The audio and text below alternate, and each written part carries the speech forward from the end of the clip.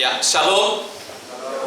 Ya, kita bersyukur pada pagi hari ini kita diberikan kesempatan oleh Tuhan untuk bersama-sama kita dapat beribadah, ya, secara khusus dalam ibadah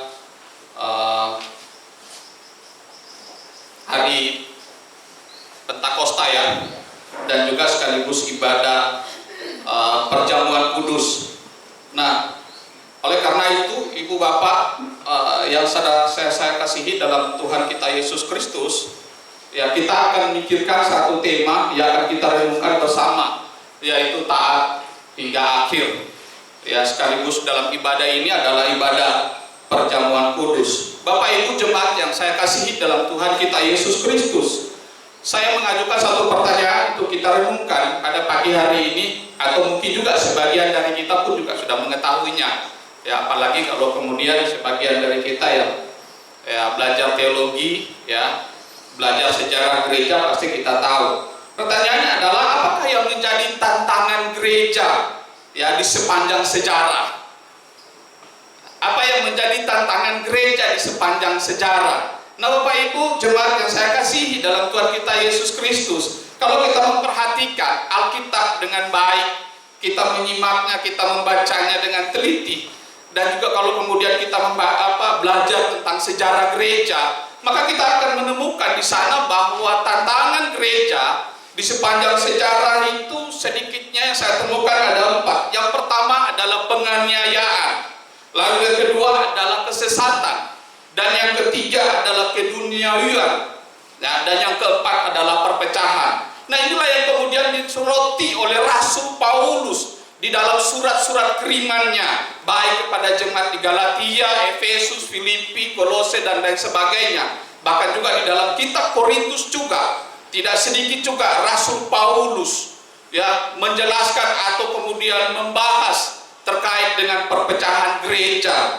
Nah, inilah yang kemudian harus dimengerti, harus dipahami oleh gereja Tuhan, kita sebagai orang percaya, sehingga kita terus dituntut untuk kita dapat sebagai orang percaya, kita tidak terlarut-larut hanya dengan sekedar kita mengikut saja, tetapi kita sebagai orang percaya dituntut, ya, diberikan pengertian untuk kita mengerti dengan baik teologi.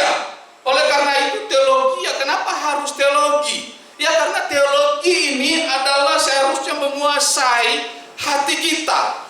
Teologi seharusnya menguasai pikiran kita. Mengapa demikian? Karena ketika hati kita, pikiran kita dikuasai oleh teologi, pemahaman kita akan Allah kita dengan benar, maka itu akan menuntun kita kepada tindakan atau kepada aksi kita yang benar.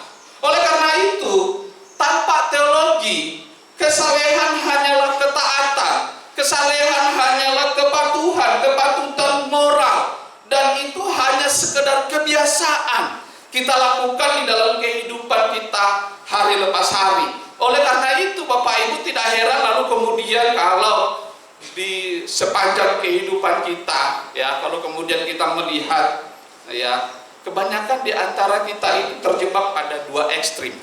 Ya, ekstrim yang pertama adalah mengetahui teologi dengan benar, mengetahui doktrin, pengajaran dengan benar, ya, pintar, yakin dia, ya, sangat dia pasti mengetahuinya. Tapi yang amat sangat disayangkan, pengetahuan teologianya yang benar, pemahaman doktrin yang benar tidak dibarengi di dalam kehidupannya hari ke hari. Jadi pengetahuan teologi itu hanya sekedar pengetahuan, hanya sebatas knowledge saja, tapi tidak sampai dalam hati, tidak sampai dalam tindakan, di dalam aksi. Nah, ekstrem yang kedua, Bapak Ibu, yaitu melakukan yang benar. Ya, semua yang dijalankannya dilakukan dengan benar. Hari keseharinya berbuat baik, ya, membantu orang, menolong orang, tapi tanpa pengetahuan atau tanpa pemahaman teologi yang benar, sehingga yang dilakukannya itu tidak mendasar. Ya, oleh karena itu penting bagi kita sebagai anak-anak Tuhan, sebagai orang percaya, memiliki pengetahuan teologi yang benar, pengetahuan doktrin yang benar, sehingga juga kemudian dapat diwujudkan di dalam tindakan, di dalam aksi kita hari ke hari juga dengan benar. Sehingga yang ketika kita berbuat baik, ketika kita membantu orang, itu akan membawa kita, menuntun kita kembali melihat kebenaran Alkitab, Injil itu sendiri. Sehingga kemudian kalau ada orang-orang di sekitar kita lalu kemudian mempertanyakan, loh kenapa kamu bisa berbuat baik? Ya, karena Injilku, karena Kristusku. Kita menjadi saksi. Lah kalau kita hanya sekedar tanpa ada pengetahuan itu, maka kita hanya sekedar berbuat baik saja, membantu orang, menolong orang, tapi tidak punya dasar yang benar. Nah ini penting Ibu Bapak untuk kita pahami. Oleh karena itu, tindakan yang benar berdampak pada teologi yang benar.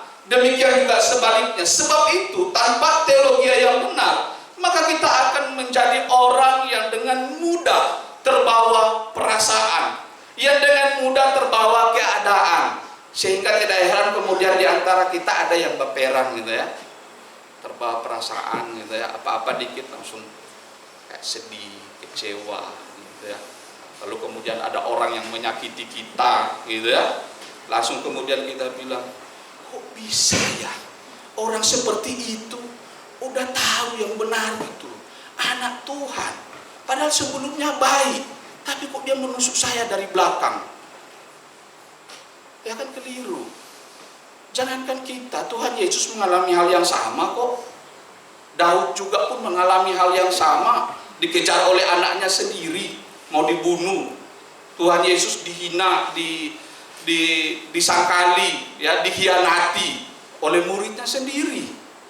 Nah kalau pemahaman itu udah kita serap, udah kita mengerti dengan baik, maka kita tidak akan mudah terbawa perasaan. Kita tidak akan mudah terbawa dengan keadaan. Jadi kalau kemudian ada orang yang mengecewakan kita, ada orang yang kemudian istilahnya mengganggu kita, mengecewakan kita, ya kita tidak usah heran. Oh, kita udah nyatakan pada kita, ya kita berdoalah supaya orang itu yang sudah mengerti, memahami kebenaran, dituntun supaya kebenaran yang dipahami, dimengerti itu dapat dijalankannya di dalam tindakannya, di dalam aksinya dan lain sebagainya. Nah ini penting Ibu Bapak jemaat yang saya kasihi dalam Tuhan kita Yesus Kristus. Oleh karena itu ketaatan adalah ujung dari seluruh relasi kita dengan Tuhan dan juga relasi kita dengan sesama. Karena itu ketaatan merupakan tuntutan Tuhan kepada umatnya yang diciptakannya dan yang ditebusnya, sehingga kemudian umatnya yang ditebus itu menjadi segambar dan serupa dengan Allah. Sehingga ini yang kemudian menjadi salah satu-satunya jalan untuk kemudian kita sebagai orang percaya hidup di dalam ketaatan kepada Tuhan, kepada kehendak Tuhan. Nah, Ibu Bapak jemaat yang saya kasih dalam Tuhan kita Yesus Kristus, sebelum lebih jauh lagi kita merenungkan bagian ini, kita akan membaca, membuka Alkitab kita dari Filipi pasal 2. Kita akan baca ayatnya yang ke-5 sampai ayatnya yang ke-8. Filipi pasal 2 ayatnya yang ke-5 sampai ayatnya yang ke-8. Kita akan bacanya secara silih berganti. Saya akan bacakan ayatnya yang ke-5. Ibu Bapak jemaat saudara-saudari yang terkasih bisa bacakan ayat 6, demikian seterusnya sampai ayatnya yang ke-8. Filipi pasal 2, surat Rasul Paulus kepada jemaat yang ada di Filipi pasal 2 ayat yang ke-5 sampai ayatnya yang ke-8. Sudah temukan semuanya? Ayatnya yang ke-5 saya akan bacakan untuk kita semua.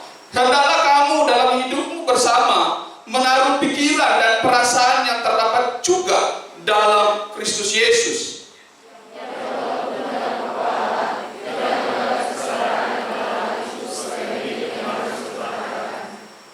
melainkan telah mengosongkan dirinya sendiri dan mengambil rupa seorang hamba dan menjadi sama dengan manusia.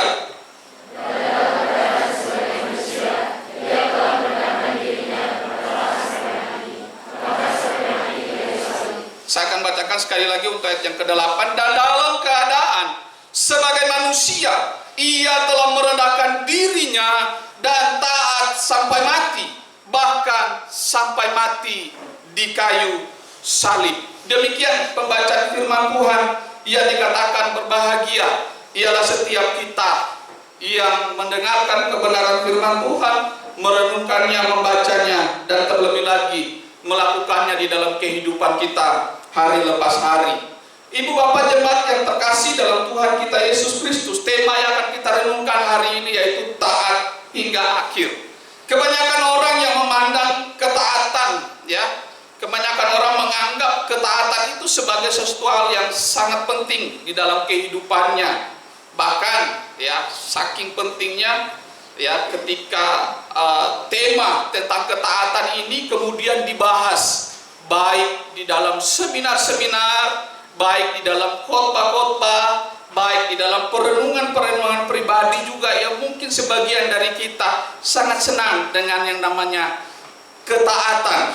Namun Bapak Ibu Saudara-saudari, bahkan juga dengan tema ini juga tidak sedikit juga orang yang kemudian juga menulis sebagai artikel, atau bahkan juga bukan hanya sekedar artikel saja, tetapi juga dibukukan di dalam bentuk buku, sehingga di dalam cover atau di cover itu ditulis ketaatan. Namun demikian Ibu Bapak, ketaatan ini sering dibahas sesuatu yang sangat penting. Namun pada kenyataannya juga ketaatan ini menjadi sesuatu yang sangat sulit untuk kemudian juga dilakukan di dalam kehidupan kita hari lepas hari. Kita sebagai orang percaya terus bergumul di dalam ketaatan kita. Sampai sejauh mana ketaatan kita hari ke hari ketika kita menjalani kehidupan. Kita taat ketika ada guru di depan kita yang kemudian memerintahkan kita, Kita taat yang kemudian kalau ada dosen atau ada pembina, atau ada orang tua yang terus mengawasi dan kemudian mengontrol kita. Kita taat kalau kemudian ada pimpinan kita yang ada pada saat itu melihat dan sedang menyaksikan apa yang kita lakukan. Tetapi selepas dari itu ketaatan kita udah mulai kendor. Ketaatan kita udah mulai nggak lagi berlaku. Seringkali kita melakukan banyak pelanggaran. Kita tidak taat. Oleh karena itu kita terus bergumul di dalam ketaatan kita. Oleh karena itu kita akan melihat bagian ini di dalam apa yang telah disampaikan oleh Rasul Paulus kepada jemaat yang ada di Filipi. Di ayatnya yang kelima di sana, itu merupakan inti dari nasihat Rasul Paulus kepada jemaat di Filipi, supaya mereka berpikir dan bertindak sebagai orang yang berada di dalam Kristus. Di ayat yang kelima di sana dikatakan, hendaklah kamu di dalam hidupmu bersama menaruh pikiran dan perasaan yang terdapat juga di dalam Kristus Yesus. Nah, kalau Bapak Ibu kita melihat ayat ini di dalam teks asli, maka kita akan menemukan terjemahan yang sangat sederhana, yang sangat simpel, lalu kemudian juga sedikit membingungkan. Dalam terjemahan asli diterjemahkan begini, pikirkanlah ini di antara kalian, yaitu jemaat yang ada di Filipi. Lalu kemudian yang juga di dalam Kristus Yesus. Bagian awal di sana jelas dikatakan, pikirkanlah ini di antara kalian, yaitu jemaat yang ada di Filipi. Tetapi bagian selanjutnya agak sedikit membingungkan. Bagi kita kalau kita pembaca mula-mula, yang juga di dalam Kristus Yesus. Ini bisa siapa, bagaimana, dan lain sebagainya.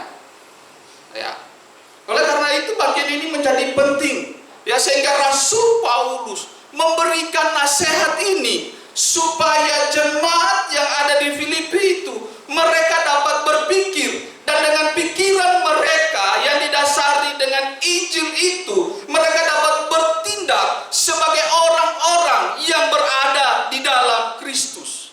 Inilah yang kemudian mau ditekankan oleh Rasul Paulus. Sehingga nanti kemudian ada juga penafsir yang kemudian menafsirkan bagian ini. Ada yang menafsirkan secara etis begini, yaitu ketika Paulus menasehati supaya jemaat yang berada di Filipi untuk mereka memiliki pikiran yang sama dengan pikiran Kristus. Ya, jadi Kristus di sini ditampilkan sebagai pribadi yang dapat menjadi teladan bagi kebanyakan orang Kristen, khususnya yang ada di jemaat di Filipi. Jadi Kristus hanya sebagai teladan. Oh ya, Kristus teladan. Ya, maka kita mengikuti Kristus. Sederhananya demikian. Nah, lalu kemudian juga ada penafsir juga yang kemudian menafsirkan bagian ini secara teologis, yaitu Paulus lebih menyoroti kedudukan, status kita sebagai orang percaya di dalam Kristus, sehingga sebagai orang yang sudah berada, kata berada di sini diterjemahkan, saya sendiri mengartikannya, dipersekutukan dengan atau di dalam Kristus Yesus. Maka seharusnya dapat mencerminkan kehidupan Kristus itu di dalam kehidupannya hari ke hari ketika ia menjalani kehidupannya. Oleh karena itu Yohanes Calvin kemudian menyebutkan bagian ini, yaitu waktu kita dipersekutukan dengan Kristus, maka semua yang ada pada Kristus itu ditransfer kepada kita sebagai gereja. Jadi ketika kita berada di dalam Kristus, maka semua pikiran-pikiran dari Kristus itu ditransferkan kepada kita, sehingga Kristus bukannya sekedar menjadi teladan di dalam ketika kita menjalani kehidupan kita hari lepas hari, tetapi juga orang Kristen akan dapat mengikuti, melakukan apa yang Kristus lakukan juga, karena dia statusnya berada di dalam Kristus. Nah, ini penting Bapak Ibu, saudara-saudari yang terkasih, ya, untuk kita mengerti, kita pahami dengan baik, sehingga ketika kita menjalani hidup kita dari hari ke hari, kita tidak sekedar menjalaninya dengan begitu saja, tetapi sebagai orang yang hidup, yang berada di dalam Kristus. Kita akan melihat ayatnya yang ke-6. Ya, ayatnya yang ke-6 di sana dikatakan demikian.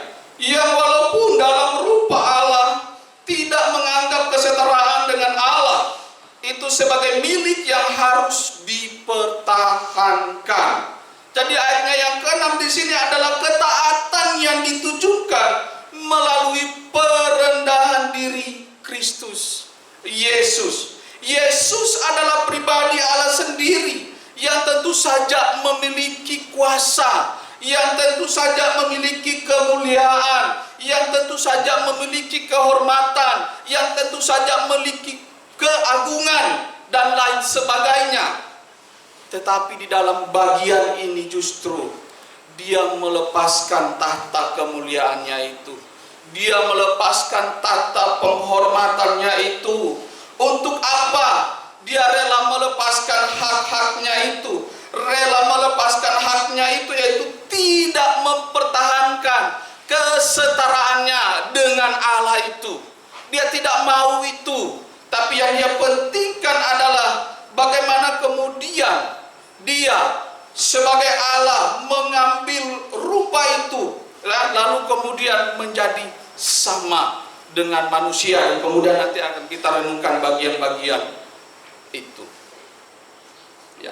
Oleh karena itu istilah rupa Allah ini dapat diparalelkan atau dapat disinonimkan dengan hakikat Allah, ya, dengan pribadi Allah itu sendiri, ya, sehingga ini menjadi satu kesatuan yang utuh, yang kemudian bisa diterangkan, yang kemudian dapat dijelaskan dengan kesetaraan dengan Allah itu. Ya, jadi Rasul Paulus di dalam bagian ini, ya, bukan hanya sekedar menjadi teladan hidup bagi orang percaya, khususnya jemaat di Filipi, tetapi juga bagaimana dia menyatakan dengan sendiri dan melakukannya di dalam kehidupannya sendiri untuk menjadi sama seperti dia. Nah, lalu yang kemudian ayatnya yang ke-7 kita lihat di sana, melainkan telah mengosongkan dirinya sendiri dan mengambil rupa seorang hamba dan menjadi sama dengan manusia. Nah, yang ketujuh sini kita dapat melihat bagaimana kemudian ketaatan yang ditunjukkan melalui pengosongan diri Kristus. Berdasarkan istilah atau berdasarkan struktur yang kita lihat dalam teks asli, istilah mengosongkan dirinya ini dapat dijelaskan dengan yaitu mengambil rupa seorang hamba dan menjadi sama dengan manusia. Namun Yesus Kristus tetap menunjukkan dan tindakan, menunjukkan tindakan dan sifat Allah selama dia melakukan inkarnasi itu, selama dia melakukan pengosongan dirinya itu. Jadi pengertian mengosongkan diri sini sebenarnya sederhananya yaitu Kristus menjadi hamba, Kristus menjadi budak, Kristus menjadi manusia, sama seperti kita. Oleh karena itu kita dapat melihat dalam pribadi Yesus, dalam Alkitab kita dapat menemukan sana dia menangis, dia lapar, dia haus dan lain sebagainya. Oleh karena dia telah mengosongkan dirinya menjadi sama seperti manusia. Nah, ini penting, Ibu Bapak jemaat yang saya kasih dalam Tuhan kita Yesus Kristus. Jadi pengosongan diri Kristus ini adalah merupakan satu tindakan sadar, sengaja dilakukan oleh Yesus. Supaya apa? Supaya kita dapat mengenal Dia. Kita sebagai orang-orang percaya dapat hidup di dalam ketaatan kepada Dia sampai akhirnya. Di ayat yang ke-8 di sana dikatakan, dan dalam keadaan sebagai manusia ia telah merendahkan dirinya dan taat sampai mati, bahkan sampai mati di kayu salib. Di ayat yang ke-8 di sini kita menemukan yaitu ketaatan yang ditunjukkan melalui kematiannya. Beberapa minggu yang lalu kita sudah membahas terkait dengan kematian Yesus Kristus. Nah, oleh karena itu Yesus Kristus di dalam bagian ini tidak hanya berhenti sampai menjadi hamba, tidak hanya berhenti sampai menjadi manusia, namun dia menundukkan dirinya serendah-rendahnya untuk merengkuh kematian yang paling hina dan juga paling menyakitkan, yaitu kematian di atas kayu salib. Kita sudah renungkan bagian itu di dalam minggu-minggu sengsara Tuhan Yesus Kristus, bahkan juga dalam kematian, kebangkitan, dan juga kenaikan. Biarlah itu menjadi perenungan kita.